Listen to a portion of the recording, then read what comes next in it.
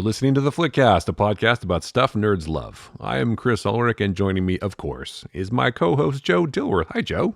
Hi, how are you? I say of course all the time because you're here, and I'm very pleased by that. So thank you for doing this yet again this week. Well, thank you. You know, it is interesting because on the Facebooks, you get your this 7 years ago or however many years ago, and occasionally things will pop up. And I think not too long ago, popped up about me going, "Hey, everybody, I'm joining Chris Ulrich on the Flickcast." How long ago was that? That was a long time ago. It was like, I want to say like, am I wrong to say 11 years ago? It might have been longer than that. It was a long time ago. I don't know. Well, I was doing this show before I had a kid, so it's been at least 10 years. Yeah.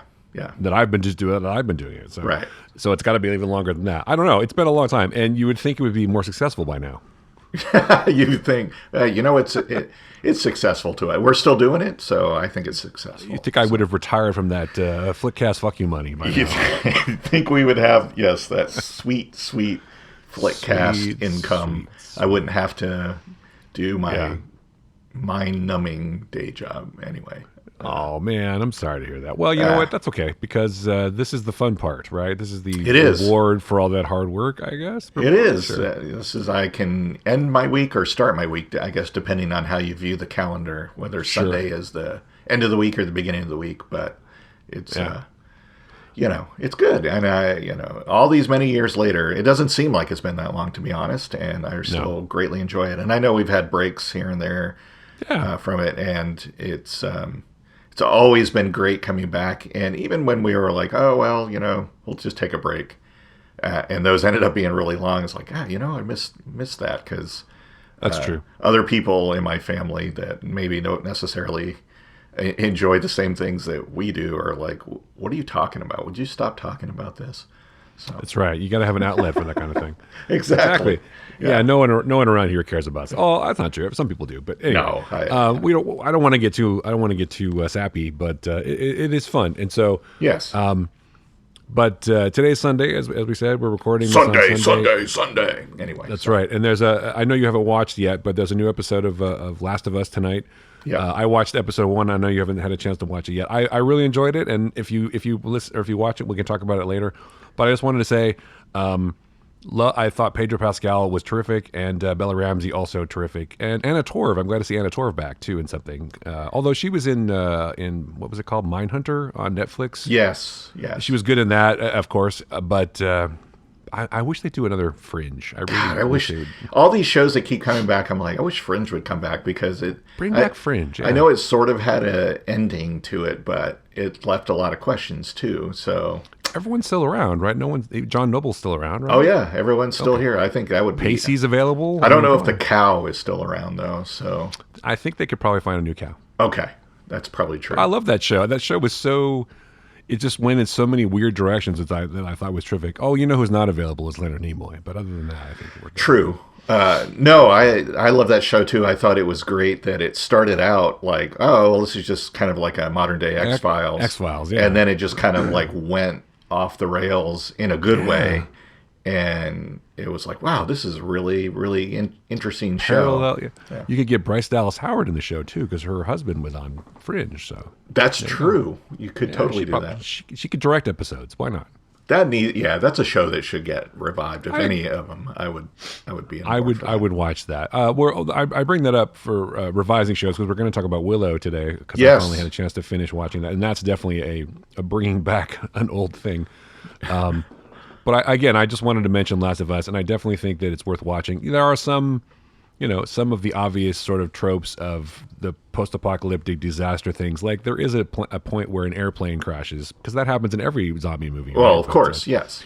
Because people are getting infected on the plane, and all of a sudden, but it's really well done, and it's scary, and there's a lot of suspense and whatever. But one thing that's great about it too, which is a thing that people talk about with the game, is that they take time to develop the characters. They take time to develop the relationships. Cool. You understand why Pedro Pascal's character could probably form an attachment to Ellie. It's really well done. And Craig Mazin directs the first episode. I think he directs more than one, but it's just, it's a really excellent show. much better than I thought it was going to be, because I was like, oh, a video game adaptation. I was sort of not exactly, I had medium expectations, but it exceeded them for sure. So that's all. I just wanted to say that. So. I'll say the two things for me it's got going against it is I'm not against post-apocalyptic storylines and stuff, but as you kind of mentioned, they all tend to be the same, and it's kind of like it almost seems like a lot of them are like paint by numbers, and I'm like, okay, I know what's going to happen next. Yep, that's going to. Oh, that guy's going to die. Oh, that's going to happen. And then at the same time, I think Walking Dead has totally ruined me on any kind of zombie type of things. So, they're not zombies. But yeah. I'll catch up this week. I'll watch the first 2 episodes, and we'll talk next week about whether I'm going to continue or not. So. That sounds fair. Yeah, it's also very clever the way they make the apocalypse happen. It's not a plague or a pandemic per se. It's interesting the way it's a twist. And they don't do this in the game, but they do this at the beginning of the episode where they have like a talk show from the 60s where the doctors are talking about what could happen. And then it does. John Hannah is one of the doctors. He's really good on it. And Christopher Heyerdahl is the other one, actually. Oh, you recognize both. Yeah, you recognize both of those guys. But they're talking about it, and it's really interesting. And then it happens, obviously, but it's clever. Okay. And it helps explain the behavior of the creatures, and it helps explain a lot of different things. And they're not zombies per se. So anyway, I'll just leave it at that. But I just wanted to mention how much I enjoyed it and how much I'm looking forward to watching another episode tonight. So there you go. Cool. But we will do another segment of our movies of our formative years. Yes. Today. We got another movie for that. But in the meantime, we should talk about Willow. And did you want to talk about Ant-Man and the Wasp? I was going to say Ant-Man and the Wasp, but that was a different movie. Quantum Mania. Well, it is Ant-Man and the Wasp, Quantum Mania, but... Well, that's true. Good point. Yeah. But it's not Ant-Man and the Wasp, which was the other one. What was the second one? Just Ant-Man and the Wasp? Yeah. I don't remember. Yeah. Okay. I got to be honest, I don't remember that movie that well. I know there was a girl who kept phasing in and out of space, right? Yeah, Ghost, and who is also going to be in Thunderbolts. So Thunderbolts, right. So we talked about this movie a bunch, and it comes out pretty soon. I'm looking forward to how they're going to launch Kang.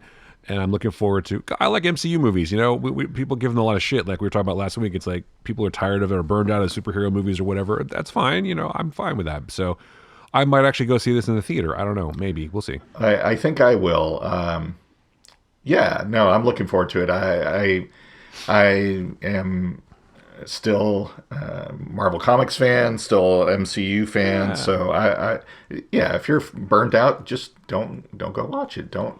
And I can, I can totally understand why people might be burned out, because it seems like there's a lot of fucking comic book movies. Yes. All the time. And there was 10 years of Marvel movies, right? And then, yes, there might be some fatigue. A lot of those people who were maybe huge Uber fans 10 years ago are aging out maybe a little bit of superhero movies or whatever.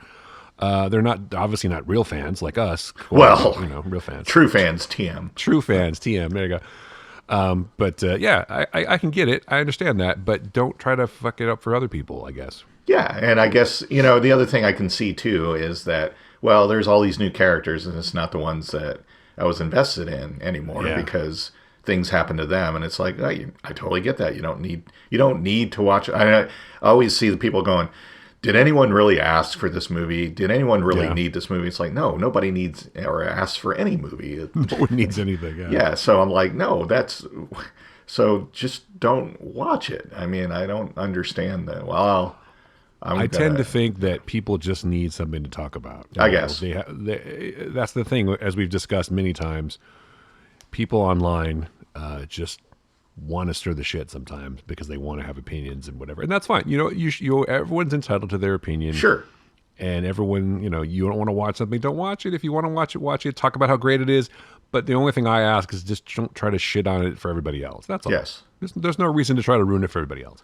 I just want to see one day Kevin Feige, Alex Kurtzman, and Kathleen Kennedy all rotate jobs one day, just to piss everyone off, because it's like, oh, they got fired. Oh, crap, it's that person. So, well, Feige will be replaced by a robot, right? Yes, Kevin. Yes, right. The AI is writing all these movies now, so we're fine. Yeah. In the AI, I'm a pirate. Okay. Yes. Yes, that's how it works, right? So Exactly. yeah, well, Ant-Man. I like Paul Rudd, obviously, and Jonathan Majors is a great actor. Michelle Pfeiffer. I mean, you can't go wrong with this cast. I don't think. Yeah. And I think this movie will mean a lot to Phase 5, and there'll be a lot of things you have to sort of pay attention to in launching this thing. But do you think we'll get any fancy cameos from people? Do you think we'll see more mutants? I bet there's going to be some surprises. I think so. Unlike Reed Richards, everyone. Yes, ladies and gentlemen, Reed Richards. Reed Richards. Unlike, maybe we won't, because unlike Doctor Strange, there hasn't been any. There's been a little bit of leaks here and there, but nothing momentous like it was. I mean, I think all of the Illuminati cameos were leaked well before. Yeah.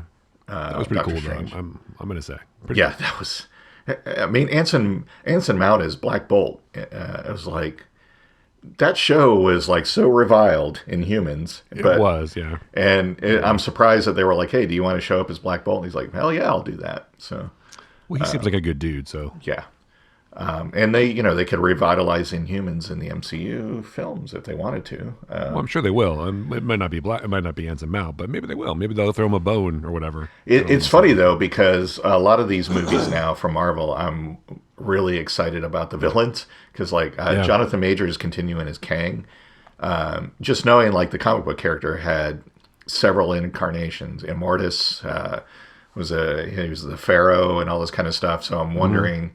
And even as Kang, every time he would appear, he'd be kind of a different personality, which seems to be the case so far.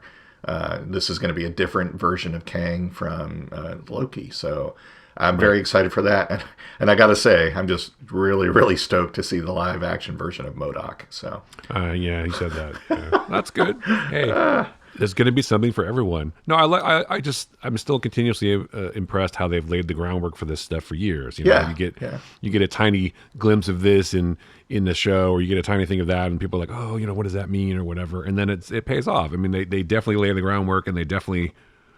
I like the plans. I like the fact that they have plans for all this stuff, and it seems to fit together pretty well. Sure, they have to retcon some things, and it doesn't always work out, or some threads get abandoned or whatever. But sure. For the most part, it's very impressive how it all kind of works still after all this time. It's just, that's been kind of the huge thing for me is like, this is how the comics have always worked for Marvel and still do.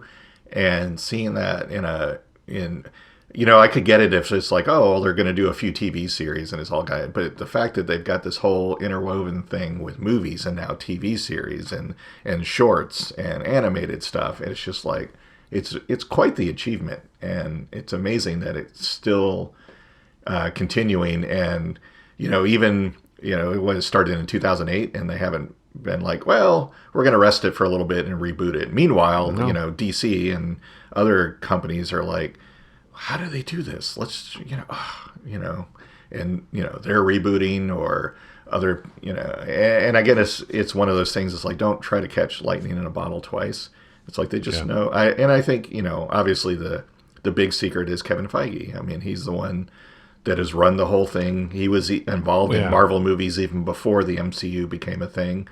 Kevin Feige's a giant Marvel nerd. That's what helps. He knows this shit, and he can keep it all together. I'm sure he's read everything, and it wouldn't be the same without him, obviously. So hopefully he's taking care of himself.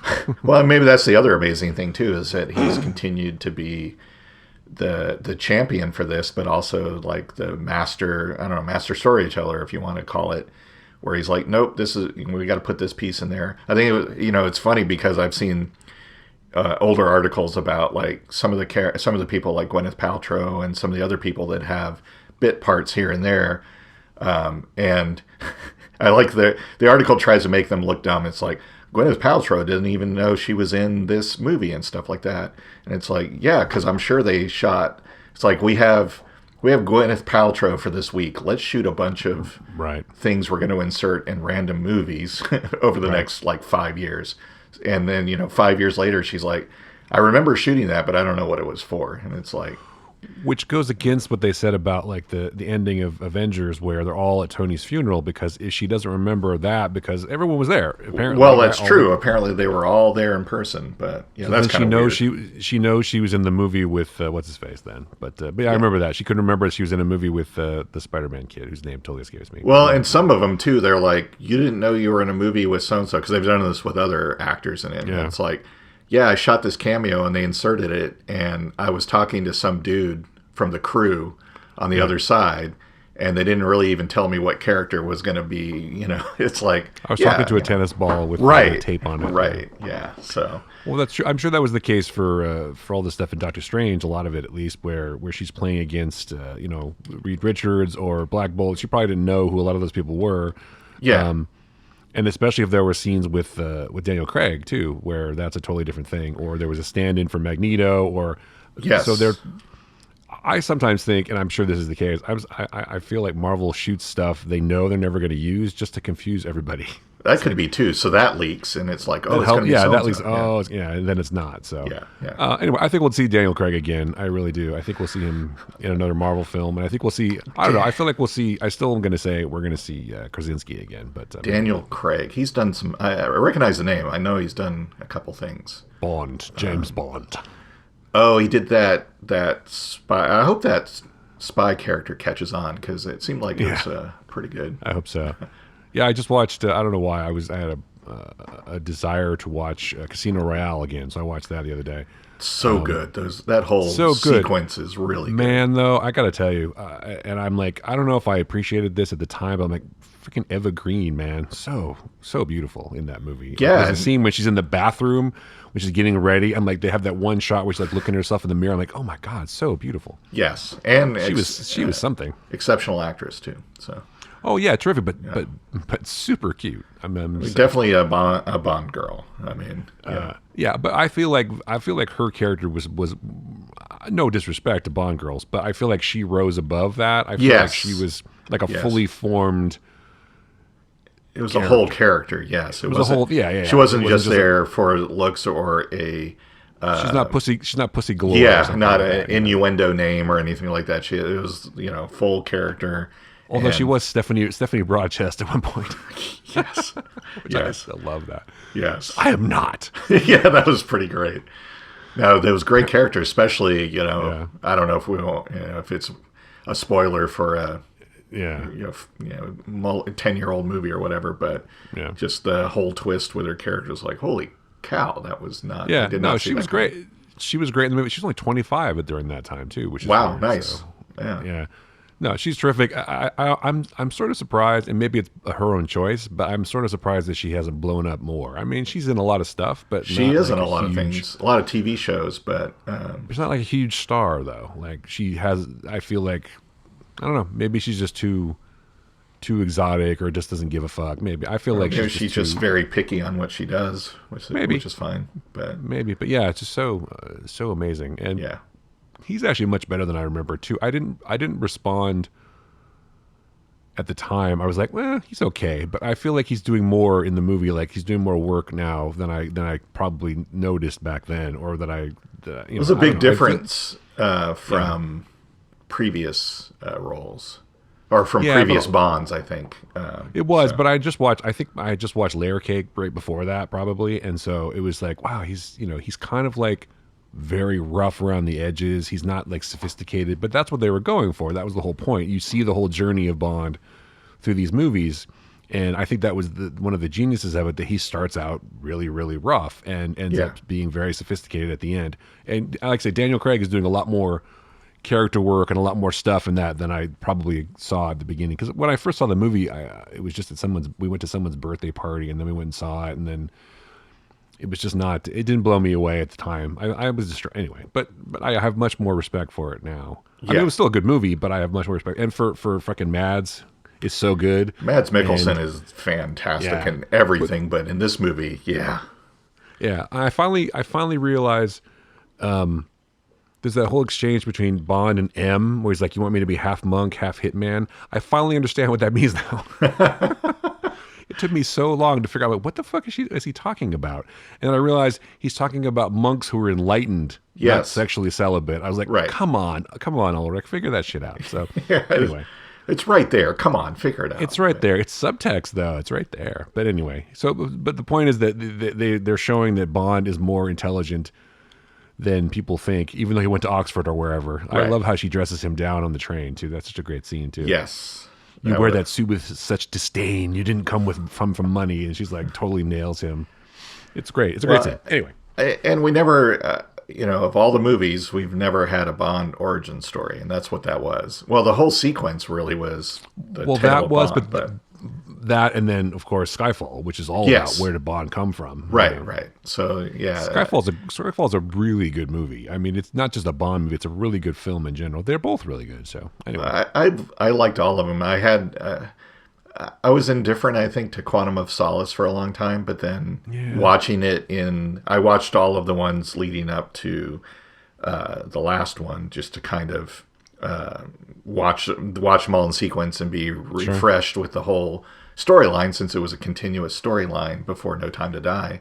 And I much like you with Casino Royale, I gained a new appreciation for Quantum of Solace. I'm like, you know what? It's not as terrible as I remember. Although, I don't know, it wasn't a terrible movie. It was just like, but it's like, wow, it actually fits in well with the whole sequence, and I like it. So, it's. I don't think we've ever seen, a sequence of Bond from the beginning of his career to the literal end, and so that was kind of interesting to get. Yeah, he gets a whole character arc over 5 movies, which I think is terrific. It's really clever, and they set up the whole, they set up everything in those movies, and then at the end it's like, oh, now this is how it's supposed to be. That's it. And so it's really clever.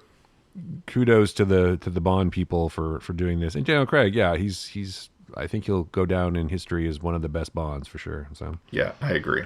He's no Sean Connery, but I'm just kidding. Well, who is? Although Sean Connery, I don't know if he would. I don't know. I love the fact that Bond is just like a drunken womanizer in the first movie. It's perfect, really. It's like they're basically destroying all the tropes of Bond and rebuilding him, which is fantastic. So he's too woke now, man. That's the problem. He's too woke. I still wish, whether they did it a TV series or movies, that they would do all of the Bond original Ian Fleming Bond books. But set them in the time in which they take place in the book. Do them as a period piece. I think that would be really good, but I don't think they'll ever do that. But that'd be really expensive. Yeah, it would. Yeah, and I don't know that misogyny is in right now. Well, I get that. I don't know that he was. Well, okay.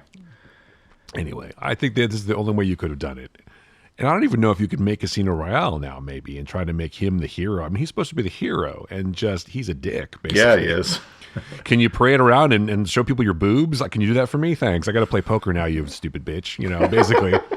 Yes. And it's like, they'll be looking at their neckline instead of my cards. And he's kind of an asshole. And so he is. Well, he's calculating and cold, and because he seduces that woman, and then she winds up dead, and he's like, nah, whatever. Yeah, she's like, do you have a problem with that? He's like, nope.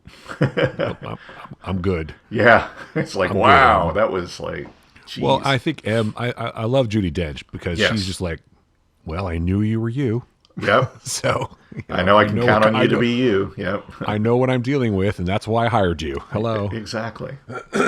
Anyway, she's great. Judi Dench is terrific. But for that whole arc with them through Spyfall, and even kind of continues past that, it's just, I don't know. It's an amazing 5-film sequence. Yeah, it's really great. I don't know if people appreciate it. Maybe they should appreciate it more. There were some weaker spots. Yeah, like Quantum of Solace definitely was one of the weaker entries.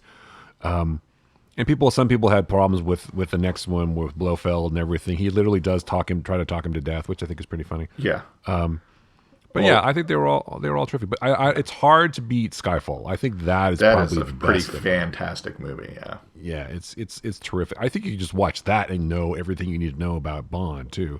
True. Yeah. You get a lot of great character stuff in that, and Daniel Craig and Judi Dench are terrific in that, and both of them are just knocking it out of the park. So anyway. Willow. That's good. Yes. Yes. Sorry, I don't know why I got into a Bond thing, but it's just I just really appreciate Casino Royale. It's terrific. I had lower expectations for Willow. I remember watching the movie at the time and going, well, this is pretty good. But it's like it didn't blow me away. The movie had some issues. I still loved it, but it just kind of had some issues. I kind of felt the same way about it as I did about Return of the Jedi. It's like there's too much, Yes. And the brownies are like trying too hard to be funny.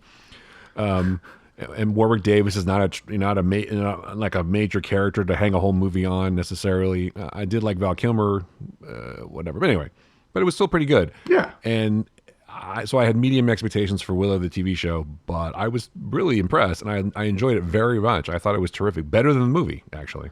No, I agree. I mean, I always loved the movie. Yeah. And it's been a while since I watched it. I watched it before the show aired, and it was like, ooh, I'm not sure in some ways that it aged well, but again, I think Val Kilmer did fantastic in it. And it's hard to beat a Ron Howard movie. Is pretty decent. It's always Mardigan. Yes. And so I was like, I had kind of, I don't know that I don't think I even had expectations going to the show. I'm like, oh, it'll be interesting to see who and how they follow things up, and stuff like that. And I was pleasantly surprised. I mean, talking about character development, I felt like in 8 episodes, all of the main cast got really excellent character development. Because at first I was just like, especially with the princess, having disdain for Alora, and just some of the interactions and stuff. I'm like, oh, this is going to be a drama. It's like, oh, geez. But it just way it all came together at the end, I thought worked really well, and the character development was just fantastic. Everybody got character development. It wasn't like, oh, we're just going to focus on Alora and everyone's going to serve that purpose, but everybody got great or Willow, considering it's called Willow. Well, yeah, true. But you're absolutely right, and I was like, the first episode, I was yes, exactly. It's sort of playing out like a CW show a little bit. Yes, and so but it redeemed itself. But I did figure out, I mean, it's hard not to know what's happening. You're like, oh, well, that's Alora, that's going to be this, and that old guy that's with them is going to like, he's dead. Right, he's right. Going to get an arrow in his back. Yes. But I think it gained momentum, and it sort of found its footing. I wonder if because there was originally different directors attached at one point, and I wonder if there was like the first couple of episodes were not as polished as they could be, and so, but it definitely picked up. I like the fact that they, not to get, there might be some spoilers, but I like the fact what they did with Eric. I thought that was clever. Yeah. I'm like, what happened to him? And then he comes back, and it's, it's well done. I thought that most of the cast was really actually quite good. Even the princess, who could have come across as a total like whiner, right, was actually, she started to get. I think she found her character at one point and finally was able to do it. Ruby Cruz, I think, started to do it. And Erin Kellerman also really good from the beginning. She's always awesome. Yeah. One of my favorite characters from in the show, because what she has to do to her mentor and everything is, you felt that, and she really portrayed. I thought did a good job with that scene, especially. And Warwick Davis was sort of rough a little bit at the beginning, but he kind of grew on me. Yes, he definitely got better as they went. But there's some, And his real life daughter played his daughter in the show, which was interesting. But it's cool, yeah. The only real, I don't want to say, the only weak spot for me, especially at the beginning, was Tony Revolori. I just could not believe him. That was my thing, because I've seen him in so many other things, and I'm like, he's not going to be, how he can't be a dark character. I can't buy it. Well, not just that. I mean, he's kind of a dick in Spider-Man, but it's like, I'm like, I don't know. He felt out of place to me. He just didn't feel like a character that would fit into this time. I mean, it's a fantasy show, obviously. Everyone else kind of settled into their roles, but he felt, maybe he was having a problem finding the character. I don't know. But he seemed uncomfortable, but like uncomfortable as an actor or uncomfortable as a character. I couldn't tell. I don't know what he was doing exactly at the beginning. And so I was like, that doesn't really, he didn't stand out to me. I knew that he wouldn't end up with I mean, I kind of figured out how the story would go. Yes. Especially when they got the two girls together. Sure. But I was, but he kind of started to redeem himself as his story progressed, and he got better. And I sort of settled into the idea that he was, he did okay, I guess. I just feel like maybe it seems like this was the case with a lot of shows like Lord of the Rings and some other shows that we watched. That I think you're right. I think they did like the first 2 episodes, and it was like either they brought in like a new showrunner or switch writers around. They were like, this is too, like you said, this is too much like a CW show, and we need to do something.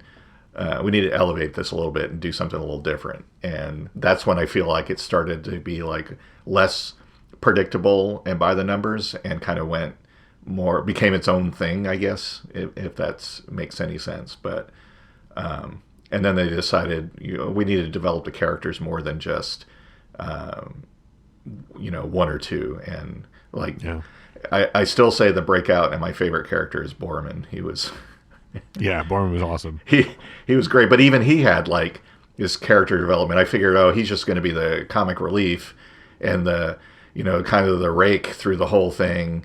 But even him, they got a lot of like really deep character development. They got well, especially when it turns out that he's involved with the woman who runs that gang. Yeah.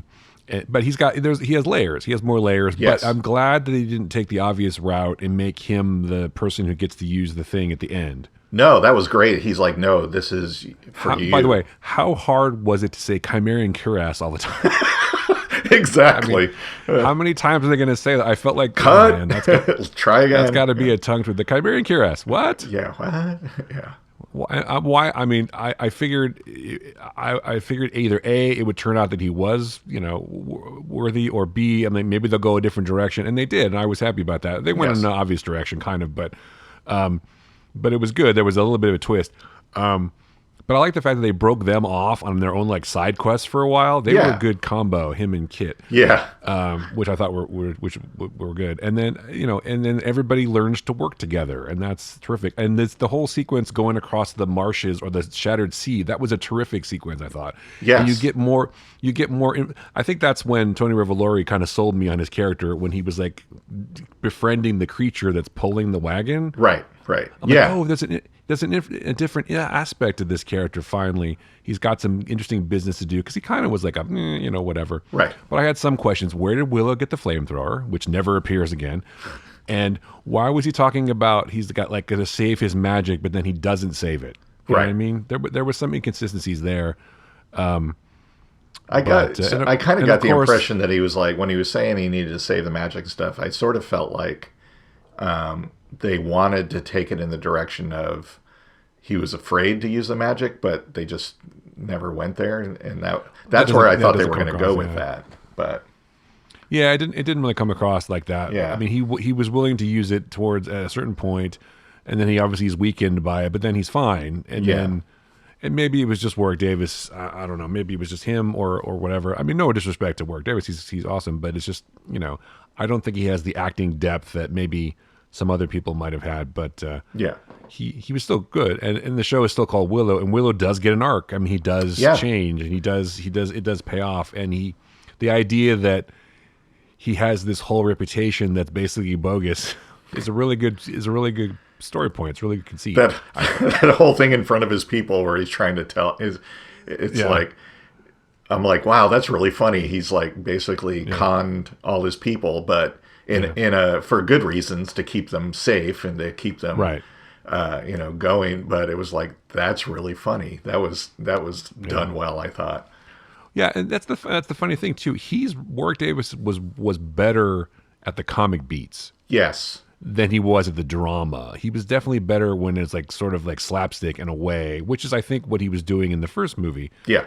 He was kind of like, he didn't have to have the weight on him because they had Val Kilmer and they had, Joan Whaley, and they had other people to carry the dramatic parts of it. And they surrounded him with people. And they did that with this too. But these were all like younger actors and whatever. But the other standout for me was Ellie Bamber too, as Laura. I thought she was terrific and very, very pretty too. I'm going to say that. Yes. Well, and I like that she started out as like, she's this, relegated to the kitchens and stuff, but she was still like, no, I'm not. I'm not just some cast off or something like that. But here's the thing: you don't bring a character in like that for no reason. Right. Well, I know they tried to misdirect because of the hair, but it's like, but at the end, it was at the end of the first episode when she walks up to the shield or whatever and makes the doorway into it. That's I didn't actually catch that immediately in there, but Melanie, my wife, was like, "Oh, that's where Laura is." I'm like, "Oh yeah, you're right." So it was like, okay, but yeah. You don't just introduce that kind of character. You're right. That's strong-headed like that, and just have them be tough.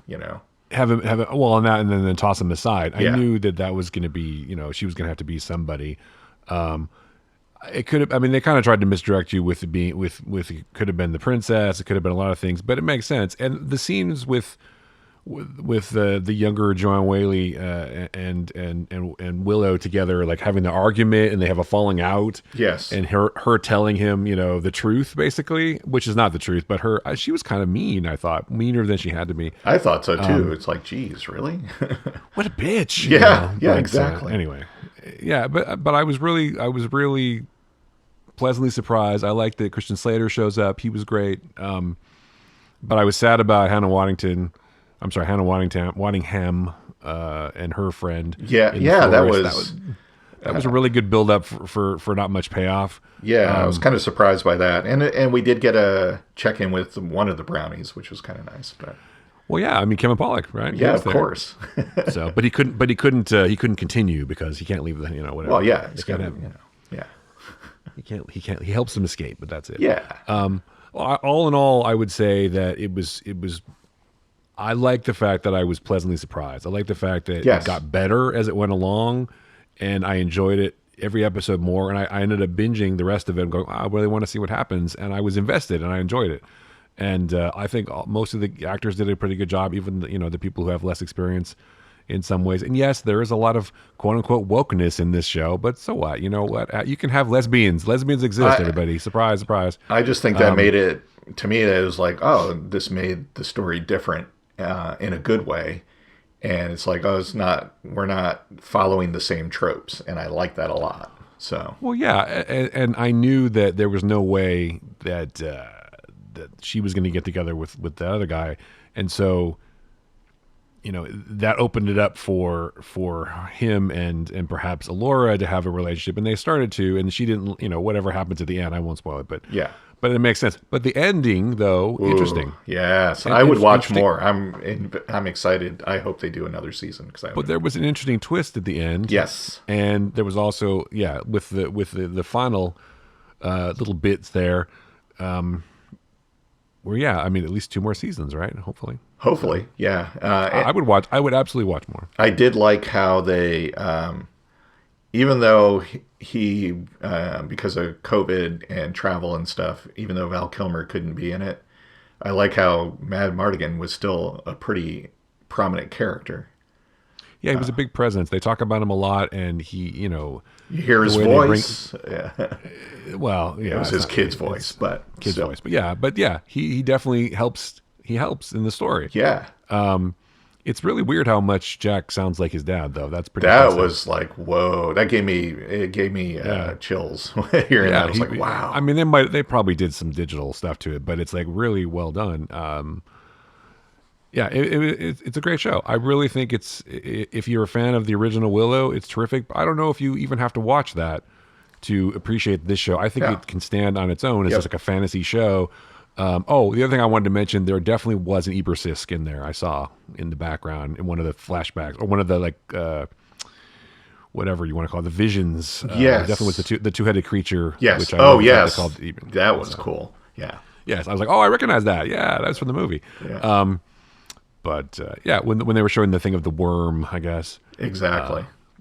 So it's still there. It can still come back, and they'll have to fight. Like we're talking about, like Stranger Things. The 3rd season will be they have to fight the worm, right? The big creature will come, and that'll be the end. Yeah. So I'm excited for more. Like you said, I was pleasantly surprised, and it definitely exceeded my expectations. Definitely want to see more. So. For some reason, I thought it was Ireland, like I said before, but you were right. It was Wales. Yeah. But Wales is beautiful. I would go back. I would go to Wales and check it out. There's a lot of great countryside in Wales. So. There certainly is. So hopefully they'll do it another season. You don't have to shoot all your fantasy shows in New Zealand, kids. You don't. So. Kids. Yeah. But there's definitely, I think, more story, and apparently it's doing well. If it's one of the highest, streaming shows, and it's got good ratings on Rotten Tomatoes, if you care about that. And so, why wouldn't they come back for more? I think they should. They should. Yes. I would watch it. It's not on Netflix, so it has a good chance of continuing. Yes. I mean, yeah, exactly. I think that none of these actors can be very expensive, right? I mean, Warwick Davis is probably the most expensive one. And I really think they need to get Val Kilmer in person. So maybe in season 2. I hope so, because that, there's obviously, it's a fantasy show, so there's ways they could do it, but they definitely should have him involved. They want to. I mean, they sent him the scripts, and he advised on. You never see a body. I'm just saying. Yep, and he advised on any stuff to do with Mad Mardigan, and he even provided, digital, whatever the voice thing is he uses now to mimic his voice. He provided that for reference, and apparently he recorded with that. He did the lines, and so his kid used that as reference when he recorded the lines. So they obviously want him to be involved. It's just like, I know everyone's like, oh, he's super sick, and I don't know if he's as sick anymore as everybody. Yeah, I think he's getting better. But but they said because of COVID, he couldn't. He's not it's. COVID getting COVID would be really terrible, so he wasn't traveling to Wales during the time when they were filming. So, but they did say they hope to get him for future seasons. So. Yeah. Anyway, Willow, watch it. It's very good. Yeah, it was excellent. Again, much better than I thought it was going to be. Well, I didn't really have any expectations, like we said. So it's definitely worth watching. Even if you're not a fan of the original, or if you've never seen the original, it's just a good show if you like fantasy stuff. So. But, by the way, one of my favorite actors was unrecognizable in this movie. Julian Glover playing the fisherman. So I was like, God, that guy seems familiar. Who the hell is that? And I looked it up. I'm like, wow, they did a great job making him up. That was great. No, he was great, and he played a couple versions of himself. Which I thought was pretty interesting. Yes. Yeah, it's a really good show. I mean, I keep saying I had low expectations or whatever. It's just, I think you could watch it as just a standalone show and not actually have to know, because they give you enough backstory where it definitely could appeal to people who've never watched the movie for sure. So, and I think that's sometimes hard to do when you do a continuation or a revival. It's like too often they rely on clever, call outs to, here's this one's for the fans and stuff, and this had those, but in a way that it wouldn't alienate anyone. So you're right. I totally. People could come into this with never having seen the movie and be totally fine. Hopefully, it would make them go, "Oh, maybe I'll check out the movie." But I think it's funny. I think if you watch the series, you might be let down by the movie, because the movie is probably true. It's not as, I mean, no disrespect to everybody who made the movie. It's definitely a different time, and maybe it doesn't hold up as well. So maybe don't watch the movie if you've already watched the show. So I don't know. Well, there you go. I guess it's up for people to decide. So they're both on Disney Plus. So there you go. Yep. Okay, so continuing our sort of segment of things that were in our formative years is another movie, not directed by George Lucas this time, but directed by a guy named Gary Nelson. And if that doesn't really mean anything to you, it's okay. He did a lot. He did a lot of TV, and he also did Escape to Witch Mountain and some other movies. But the movie we're talking about is 1979's The Black Hole. Yes.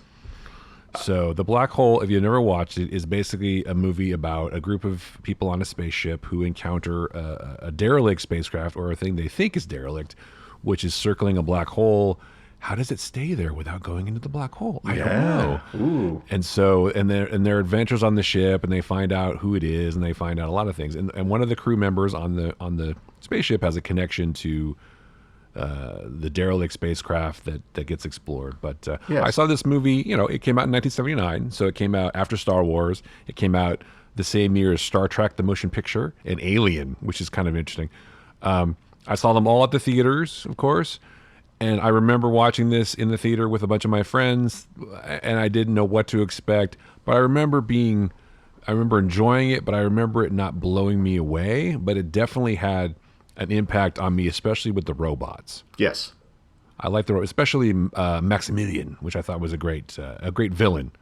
But this movie is freaky in a way because it's very on Disney, first of all, because people say "damn," among other things. But the ending is such they go through this whole like weird psychedelic thing at the end, and then what the fuck is happening at the very end? Yes, right. So that's something we should talk about. But do you remember when you first saw it? I did. So I saw it when it came out in the theater. In fact, both it and Star Trek: The Motion Picture came out in December of that year, and I saw them both in the theater, and it was like, wow, two sci-fi movies in the same year at the same time. This is fantastic. And it really captured my imagination, more so than Star Trek: The Motion Picture. But because I was a science nerd when I was a kid, and black holes were, they're still kind of an unknown, and they were a huge unknown then. It was just like this, wow, black holes sound terrifying, and here's a movie that's going to be about one, and let's go watch this. And yeah, I remember liking it a lot at the time. Of course, the robots. In fact, I have Diamond Select release of Vincent and Old Bob on my desk right in front of me right now. Nice. So it shows you how much that stayed with me. And it was interesting because, like you said, it was a Disney movie. I'm pretty sure when they were making it, they intended it to be a more adult movie. It was the first Disney movie rated PG, if that tells you anything.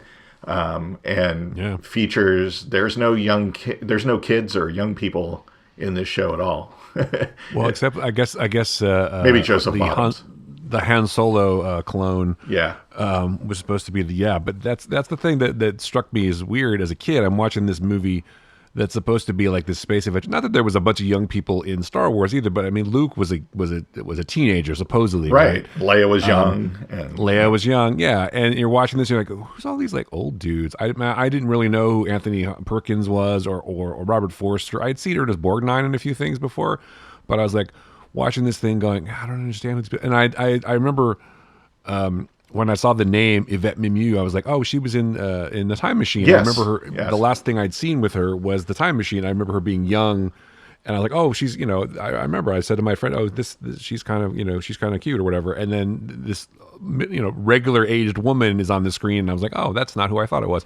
But it's interesting because originally they had wanted Sigourney Weaver to play that role, but they didn't. The studio didn't like that idea, and then they had actually cast Jennifer O'Neill as that character, but she got into a car accident. Yeah. She couldn't do it. Apparently Sigourney Weaver, they were like, oh, that name is too exotic. We can't have her in it.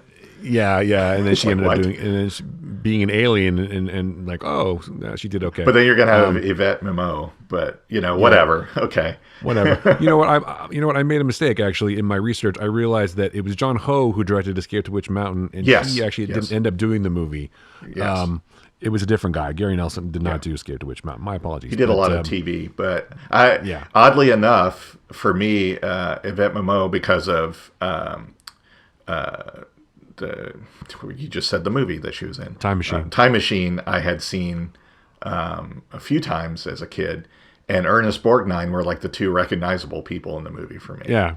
Because he was in Poseidon Adventure. Yes, exactly. That's what I knew. That's what I knew him from. Yeah. In fact, they had originally intended this to be more of to feed on the that kind of disaster movie craze, and that by the time they got to actually finish the script and film it, that had kind of died down a little bit. So they kind of transformed it a little bit, but there's still some elements of that in there. Especially with the asteroid or the comet going through the center of the ship and all that kind of stuff. So that was a great sequence. Yeah. But was it a comet or was it a meteor? I thought it was a meteor. Maybe it was a meteor, but it just I don't know. It was a really fun movie. The other thing that struck me, even as a kid, interesting is Maximilian Schell starring in it, but then the bad robot was named Maximilian. I was like, whoa, that's weird. But not a coincidence, probably. Probably not. especially if you go by the ending, which I still don't understand. As a kid, I didn't get the ending. Like, why are they like flying around in space together, and then why is everything on fire? I don't get it. Yeah, I'm like, what is that? An asteroid he's standing on that's on fire? I don't see. What I don't know. What are all these people walking around into those weird things? Yeah. So and then like, why are they flying down a brightly lit corridor into who is that? Is that an angel? What is going on? It's kind of a 2001-esque ending. Yeah, it really is. It really is. It's a very, very psychedelic ending almost. It's just the idea that he's. I suppose if you want to go for the full hard metaphor, and I guess we'll have to talk about the ending a little bit. It's like the Hans Reinhardt fuses with his robot, and they're permanently banned to hell, because that's kind of what it is. Right. That's like a really what it is. Yeah. Yeah. And he's like ruling in hell or something, and all the creatures are going into the gates of hell. And then then there's another thing where the angel, or whatever you want to call it, is flying down the hallway to heaven. But who's the angel? Is it Kate, or who is it? Right. It's like 3 or 4. And then did they all fuse together, or what? Well, and then at the end, everyone's fine in the ship, and they fly off to somewhere. Right. It's like an ambiguous ending. What happens to them when they're through the black hole? I always wanted to know that. I'm like, what's next? It's weird. It's like weird with movies in the 70s. Like at the end of Close Encounters, Richard Dreyfuss goes on the ship, and then the ship flies away, and you never know what happened to him. Right.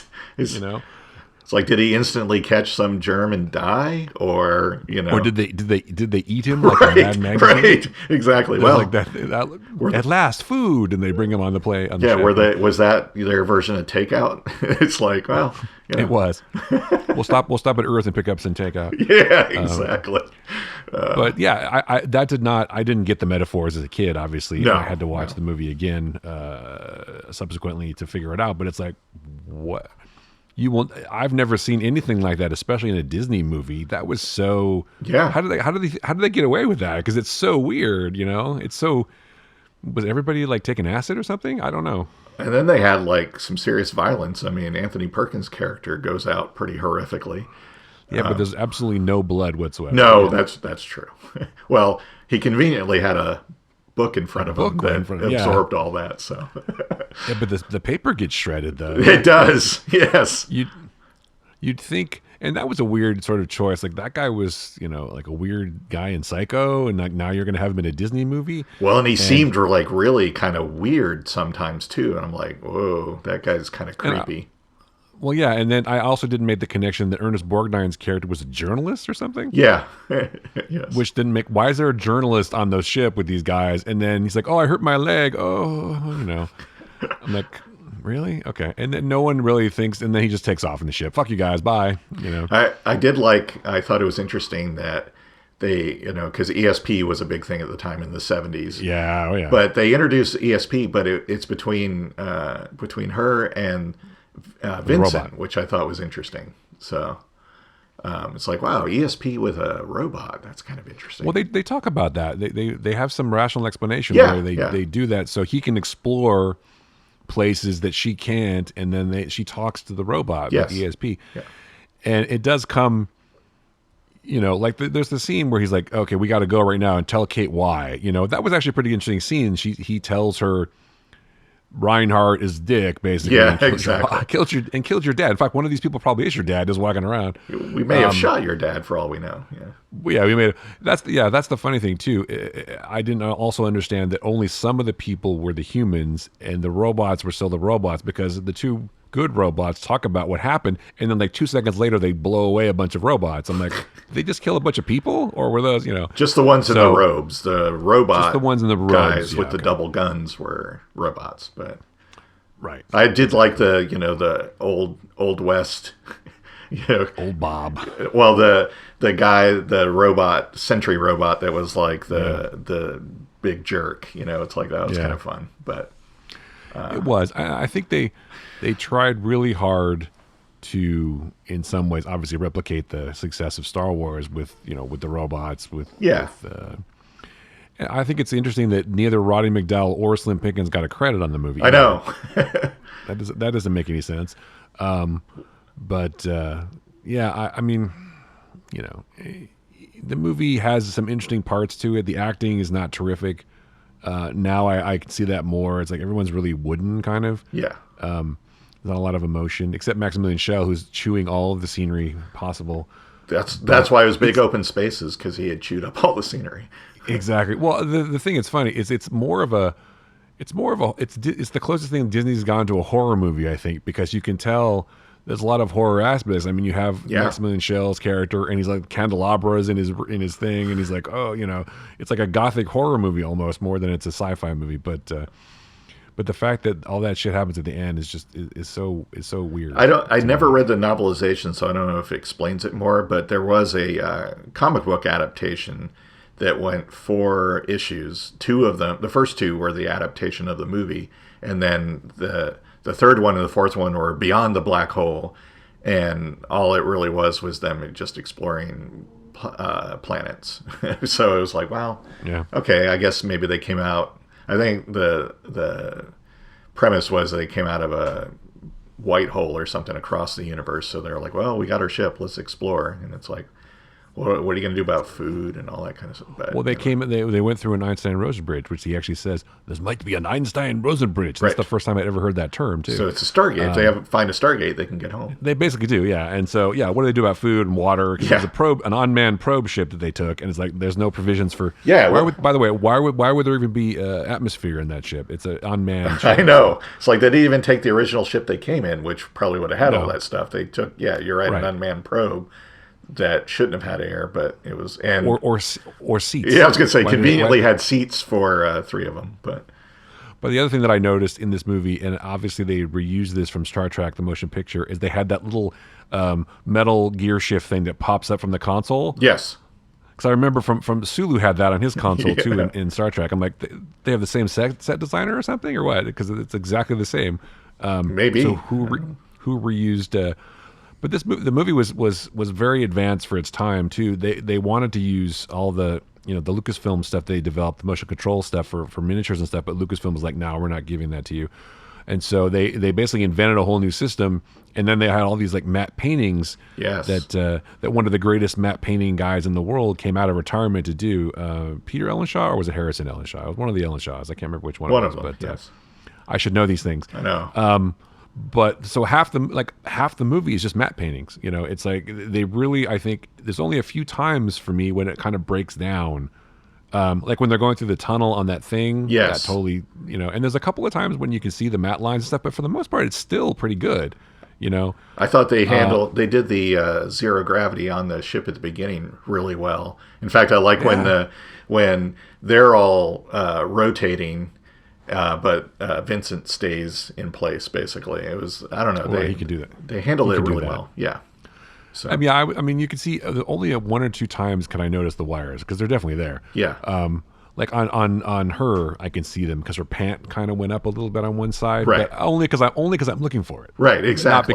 Not because it was terrible. It was really well done. Yeah, for its time, especially, they really did an excellent job. So yeah. So I remember I loved it a lot as a kid. And honestly, I think other than some acting bits here and there, it holds up fairly well. Still looks like a good movie, and I still enjoyed it rewatching it recently. So.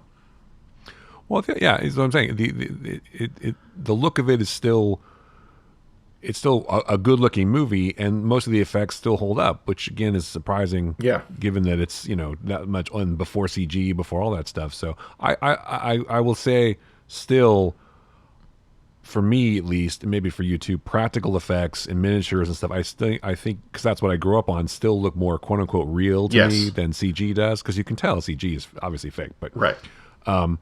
It's just because it's a thing that's actually there physically, and it matters. It matters. I think it gives you weight and it gives you whatever, and it makes the film I think seem more realistic than just some computer generated thing. Because now you're like, oh, that's CG. Oh, that's CG. You know? Exactly. And I was like watching, like you were talking about the zero G stuff. I'm like, well, they couldn't remove the wires. No one could do that. I mean, maybe they removed them since then. I don't know. But it was still pretty seamless, and a lot of the corridors. So I love the fact that the ship is so creepy. It's like it's all empty. Like walking through that whole giant hallway where there's like all the empty corridors. No one has a window or anything, which sucks. But yeah, exactly. It's like it was freaky. It's a freaky horror movie, which I think is terrific. And so, and I appreciated that the Cygnus was a kit bashed model. There's even like parts from the Eagle from Space 1999 in there, and I'm sure people have analyzed and picked apart where it all comes from. But back in the day when you didn't have CG models for spaceships or design things, you had to go buy a bunch of model kits and make your own ship. And I appreciate those kind of miniature. Although I would hesitate to say miniature, because I guess it was like a pretty big model for the Cygnus. But they had to make bigger ones. I feel like, and I probably have the issues somewhere, but there was definitely a Starlog issue that dealt with Black Hole. That talked about all that stuff. But yeah, I remember the miniature, quote unquote, being huge. You're right. Yeah. It was gigantic. And that's also one of the movies where they're talking about special effects, like, oh, you hang the models upside down. Yeah.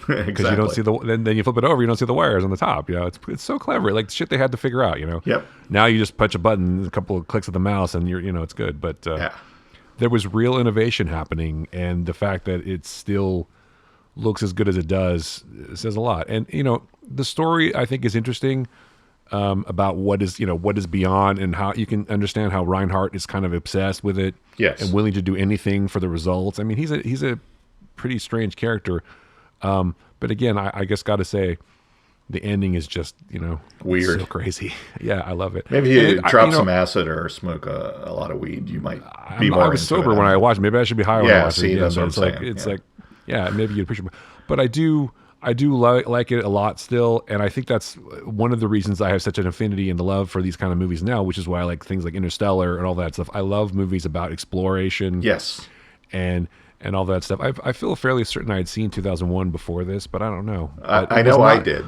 Yeah, it was not like Star Wars, which I thought was interesting, and because I love Star Wars so much as you did, I know. Yes, it kind of, I think when I first saw it, I might have been a little let down because it wasn't Star Wars. But later on, I learned to appreciate it much more. It was kind of the last of the, kind of, excuse me, studio-driven sci-fi movies kind of from the 70s, because Star Wars kind of flipped that script and made it so you couldn't really do those anymore. But it did have like this glamorous, like big, epic feel to it. It was even that was the other interesting thing about it coming out at the same time as Star Trek: The Motion Pictures, because those were like the last two films that had an overture at the beginning as well. That was weird. I remember watching that going, why is the movie not starting? Well, and it was funny because seeing those two that close together, because any other movies that would have had overtures I would have seen on TV, and they would not have those on TV. No, they cut that out. So I was like, oh, wow, this is kind of interesting, because I was a huge also soundtrack fan, right? Mm-hmm. So having those overtures, I'm like, wow, that's really cool. I wonder if they'll do this with more movies.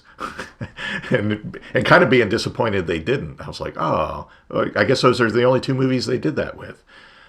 Well, the funny, you say that, and then on Disney Plus, the overture's there. Yeah, exactly. Yeah. So, and even though I just watched it again so we could talk about it for this, and I still was like, what's happening? Oh yeah, that's right, I forgot. Because it didn't start immediately, because I'm so used to things just starting immediately, and then it didn't, and it threw me off for a second. It's like, is the picture gone for the opening credits? Where's the is Disney broken? What's going on? Yeah.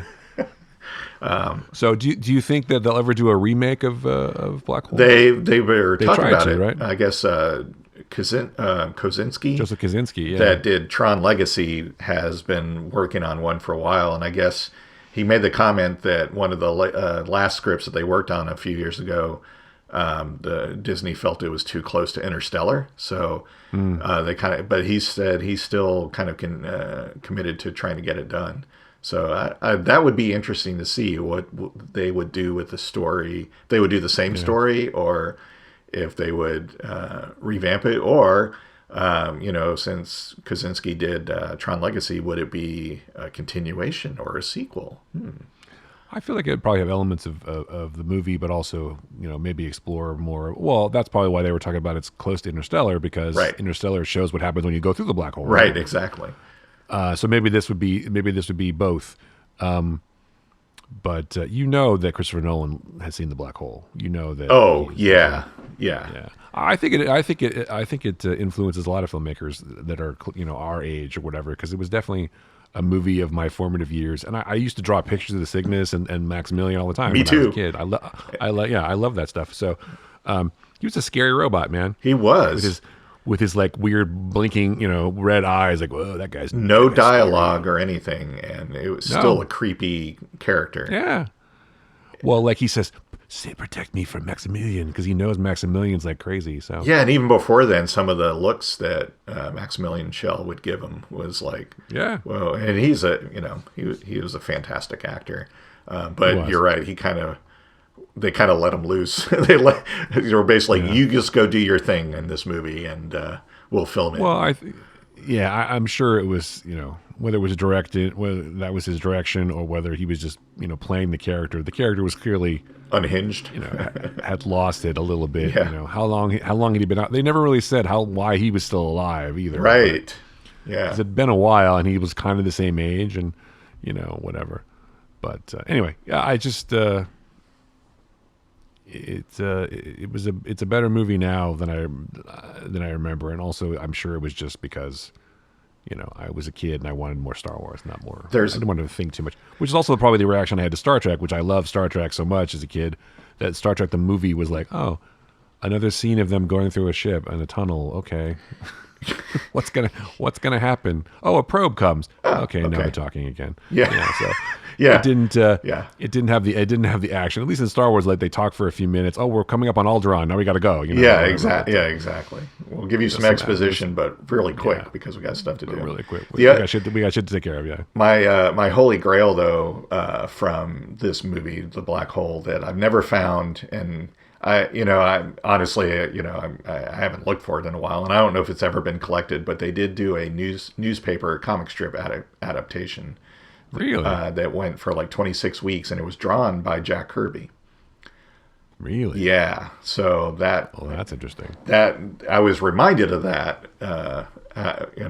researching this, and I'm like, I need to find that. So that's cool. They also did some action figures. Mego did back in the day too. I never got those, but I'm sure that I have the Black Hole comics somewhere, and I'm sure that I might have had action figures, but I don't know. I mean, it's possible, but I don't know. I'm sure that I wanted the Cygnus for sure, because that was a great ship. Yeah. But yeah, I love the fact that that's what they had to do. Like you said, they had to get model kits and like piece shit together, because there was no blueprint for that. Right. It was just, which is why you always can look for those Easter eggs in different movies. Like in Blade Runner, there's like parts of other things, and like in Star Wars, there's other things or whatever, and there's pieces of different ships from different movies and all that stuff. It's really fun to kind of look for those Easter eggs. But anyway, yeah, The Black Hole. Black Hole, go watch it. Another thing that's on Disney. Sorry, we're just shilling for Disney. I guess we are. Yeah, sorry, we're not getting any kickback though. So if you're saying we're getting that sweet Disney money and being bought off by them, I wish that were the case. And at this point, I'm willing to get bought out by them. So For sure, yeah. Oh, the only other thing I want to say about Black Hole is the music does not work for me at all.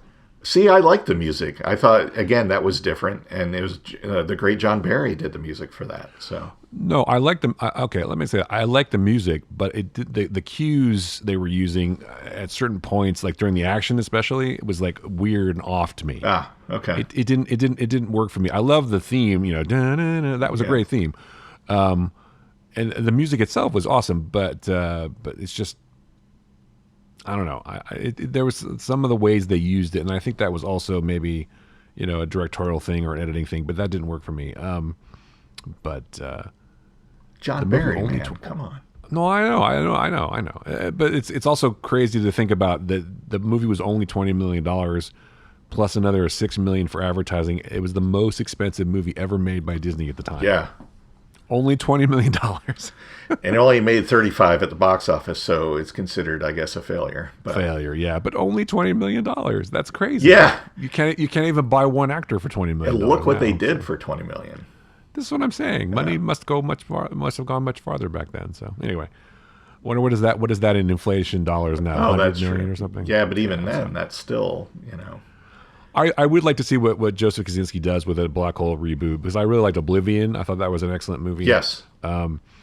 And Tron Legacy has grown on me over the years too, so I'd like to see what he does with it. Oh yeah, I don't care if it's like Interstellar. I would watch it because I like Interstellar. Well, and speaking of Tron, to kind of seg out of this, they finally announced they're moving forward with the next Tron movie, Tron Ares, with Jared Leto starring. Not Kaczynski directing. So, not the guy who was in the second movie? I don't know yet, because they said they're still saying this is going to be a sequel to Tron Legacy. So it's like, well, then you got to kind of have the other people in it, right? So you need Flynn. Well, yeah, you need his son. Garrett Hedlund, yeah. And you need, what's her name? Olivia Wilde, right? Because, I mean, yeah, I guess you do. So, and Jeff Bridges, I'm just saying. Well, he kind of... I know. Michael Sheen, put Michael Sheen in it again. But you can't. All right, yeah, I guess you could. I'm just there are programs, so maybe you could. So exactly, just recreate them. Yeah. Okay. Bro. Bro. Come on, bro. Okay. Let's go to picks and then get out of here. This show is too long again. Chimera and Cuirass is my pick. That's funny. That's mine too. What? That's it won't crazy. work. It won't work for either one of us, probably. So. I think that's funny. I want to call this episode the Chimera and Cuirass. I think I will. You had a line a few minutes ago that I can't remember that would have been really good for it, but anyway. Oh yeah, I mean, it'll come to me. Or I do a lot of the titles because I do the for the most part I do a lot of the editing. But it's like you can of course submit a title, Joe. Of course. I appreciate that. I think maybe because the last time I submitted. Hawkeye got run over by a snowplow. I shouldn't name them. So that was bad. Although he seems to be recovering, so good for Jeremy Renner. He's doing extremely well. He's doing physical therapy. He did reveal the horrific detail that he broke over 30 bones in his body. But I guess that was what's happened. That happens when you get crushed by a snowplow. But how many? I mean, that's a lot of bones. That's a lot. How many bones are there in a human body? There's more than that. More than that, obviously, but not that many more, right? But, I wouldn't think so. I thought there were. I wanted to say there was like 115, but I'm probably just. Now I need to Google it. How many bones in human body? Let's see. I know this is very exciting stuff, folks. Yes, 206 bones. Well, that's quite a few. I mean. And there are 270 bones in the human infant, which fuse to become 206 to 213 in the human adult. Interesting. The reason for the variability in the number of bones is that humans may have a varying number of ribs, vertebrae, and digits. There you go. Thank you for listening to our biology podcast. Bones 101. Yes. How many bones do you have, man? Look at the bones. Anyway. Look at the bones. Anyway, that's a lot of bones. That's like a good percentage of bones in your entire body. So good. Hopefully, speedy recovery or take your time. Either way, that's fine. Yes. Mayor of Kingstown does not require you to wear tights and fight bad guys. You probably just walk around. They already shot the second season, but right. But if there's going to be a third season, he could probably sit at a desk a lot. He's the mayor. That's right. He can shout at people from the desk. I've never seen the show. I don't know if there's a lot of shouting. Well, Hawkeye could take a desk job. You could give him a Chimerian Cuirass. You just enjoy saying that, don't you? Seriously, someone needs to invent a drink that's the Chimerian Cuirass. Oh, challenge accepted. I will work on that. Cuirass. Is it Cuirass or Cuirass? Sure. I'll work on that. What a weird name for a prop, too. But anyway, do you got a pick? Let's do a pick. I have a pick, and mine's going to be really quick. But Me too. For Christmas this year, our kind of family present was a Traeger smoker grill, and I just set that up this past week because it took a while to get here. We didn't get it at Christmas, but we paid for it at Christmas, that's for sure. But supply chain issues. Yes. But no, we have it's a Pro Series 34. It's a really nice, maybe a little bit bigger than we need, but it's hard to judge those things on grills. But no, you always need bigger things to hold bigger meat. Yeah, exactly. Well, we just did the inaugural test of it. We cooked some steaks on it and put some potatoes with some oil and salt and rosemary in a cast iron pan and threw that on the grill. Stop! That sounds too good. Yeah, and so we cooked all of that last night and turned out quite well. A little bit of a learning curve because it It's a little bit different than a grill that I'm used to, because this is a electric grill with pellets and all that, no charcoal and all that kind of stuff. So a little bit of a learning curve, but turned out to be a fine meal. And I will. We even got a nice little covered cabana for it, so that because let's face it, if you're going to do anything outside in Portland, you only really are able to do it like 3 times out of the year, because it's raining the rest of the year. So we want to have something so that we could use it throughout the year. It's great, and I will continue using it. So there you go, Traeger. Anybody that thinks of smokers and stuff like that thinks Traeger, and there's a good reason why they are synonymous with that, because they do a great product. So you should, if you don't have one and you're interested in grilling the meats and smoking things, this is I'd highly recommend it. So it's got 884 square inches of cooking capacity, Joe. It does. You know that? Yes, it does. And did you also enjoy the included meat probe? Just saying. I'm looking at Traeger online now. They do have an included meat probe. It's a giant. Did you get the brass one? Because the brass. I did get the brass one. Well, that's not cheap, dude. That's like $700. It actually has 2 meat probes. Well, of course it does. Yes, it does. Yeah, it does. So I'm just saying. I didn't realize it was electric, though. That's interesting. Yeah, it's electric, and we did get the nice little cover for it, so you can dial in the temperature you want and stuff like that, which is kind of nice. That's right. It's got a digital pro controller. Yes. Set it, and you can make brisket, roasts, and oh man, this is cool. And you can nice pellet. I love the fact that it has meat probe. Yeah. 18 pounds of pellet capacity. Absolutely, which you need if you're going to smoke something for hours. So. Will everything taste super smoky? That was the question. Everything tastes better cooked over wood. Yes, and the wood pellets help. And we started. We've got the just the regular gourmet Traeger pellets, which are not. Mesquite and some of the others are like super smoky and sometimes can be overwhelming. But these are nice and mellow. We even got the limited edition pellets that they did in conjunction with Whistle Pig whiskey. So they're whiskey soaked pellets. So that'll be interesting to use. I haven't used those yet, but. This thing looks cool. Yeah, I would say if you want to smoke the meats, you should definitely try to think. I have other friends who have these things. I don't have one, but it looks like fun. But I'm going to cook. We're even going to cook. Side dishes on it, pizzas. I want to do on it and stuff like that. So. Yeah, why not? Yep. I mean, it heats up, right? So why not? Yep.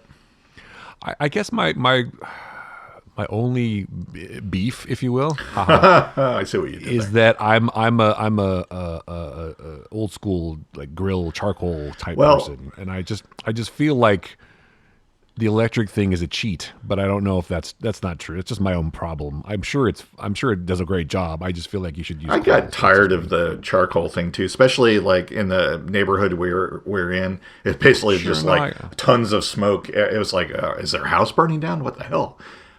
No, I get that. I get that, but I don't know. My project is to build a brick pizza oven in my backyard. Oh, well, yeah. So that's a funny thing, because we went to a local grocery store to get some things to go with what we were eating, and they one of the things, their centerpieces are wood-fired pizzas that they make there, and I was just kind of like checking out their brick pizza oven. I was like, man, you could fit like 3 or 4 pizzas at a time in that thing. It's like, you could, but you should only cook one in there at a time. I know, but I would like to build one of those. Yeah. I would too, and I would like to make pizza, but I also make bread in it too. So because it gets so hot, and anyway, but that's the only problem with most of the bread I make is it needs steam. I really want a thing for steam so I can do better sourdough. Although I do a decent job. Actually, this turned into a food podcast. That was the other thing I did earlier in the week. Is I made another batch of pizza sauce, and nice. I've learned the key to a very good pizza sauce is you got to add just a pinch of red pepper flakes. It doesn't add heat to it, but it gives it the right spice. Always got to have the red pepper flakes, baby. Yep. So I had not. I put that in my gravy all the time for pasta and everything else. I had not added those before, and I did this time. It's like, oh yeah, there you go. That's it.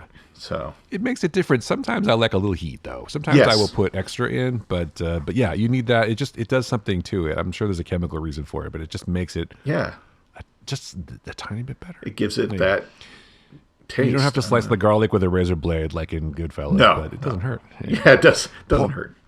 It doesn't hurt. Yeah. Anyway, my pick is a piece of technology which I was not sold on until I had some, and now I'm totally sold on it. My pick is the Apple AirTags. Oh, okay. So these things are great. You basically get a box of them. We got a box of them for Christmas, and you pull the little tab out, and that activates it. You set it next to your phone. I mean, you need an iPhone, so it's not for everybody, but sure. You set it next to your phone. It goes, oh, an AirTag, and you just name the AirTag, and automatically it finds it. So I drop one in my kid's backpack when he goes to school. I drop one in, whatever. It's on my wife's keys now, and we got AirTags and everything, and I can find shit anywhere. So I want to attach one to my child, but I haven't done that yet. But it's like I know where his backpack is now. So if his backpack is with him, it's probably, or I know where the keys are. I know it just finds shit.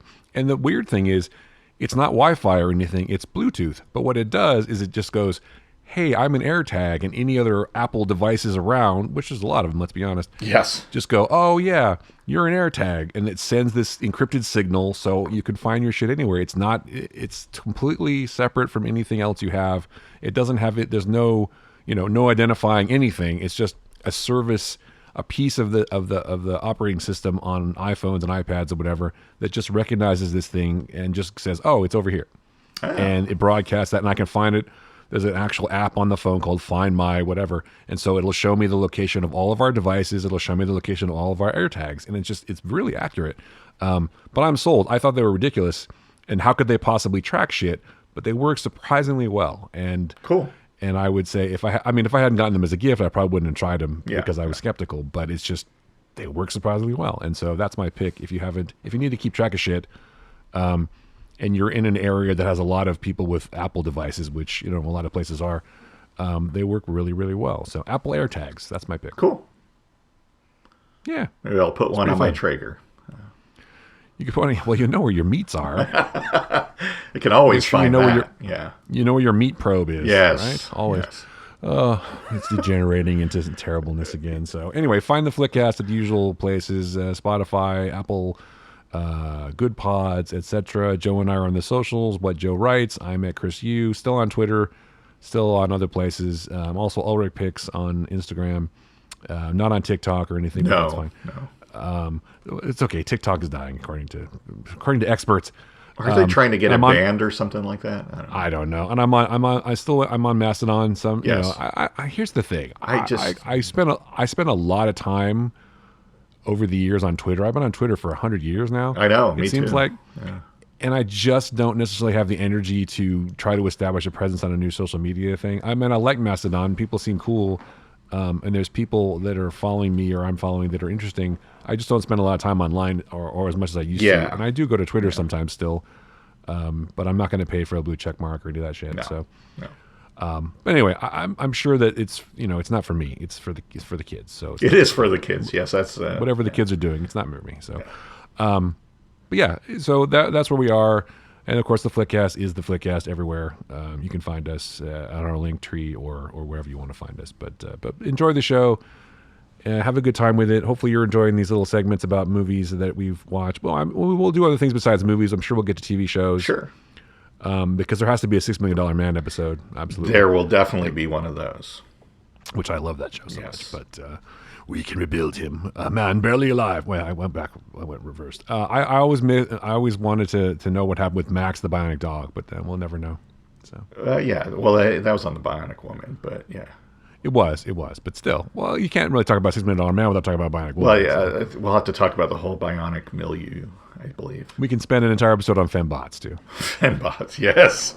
Yes. Fembots. And Bigfoot. And the Alex 7000 computer that tries to kill Jamie. Yes, and Bigfoot and the Death Probe and... Oh, yeah, the Death Probe. Yes. There's always an episode where a Death Probe comes. But I love the fact that Bigfoot was on the show. That's a lot, which was great. But there was drugs on that set. I'm just saying. It was the 70s, of course there was. Dude, we got to have Bigfoot in this show. Yeah. Bigfoot was a big deal back then. Right? He's a robot from Aliens. Sure, let's shoot it. Sure. Yeah, let's do it. Let's roll it. Yeah. Exactly. And of course, Bigfoot also shows up in Close Encounters of the Third Kind, although not in person. But well, yeah. I saw Bigfoot once. That's a great scene in that movie too, by the way. If you haven't seen Close Encounters, which I'm sure most people have, well, we should definitely talk about Close Encounters at some point. We'll get to that one, I'm sure too. Yes. Yeah. So, but we'll never talk about Star Wars because we never ever saw that. No. Star Wars? You sure? I feel like people have talked about. Was there a battle on Star Wars Trek? Is that what you're talking about? I don't. There was. It was War of the Star Killers. War of the Star Killer, Journal of the Wills. Yes. Journal of the Wills. There you go. So, all right, for Joe Dilworth, I'm Chris Ulrich. That was the Flickcast. Thanks so much for listening.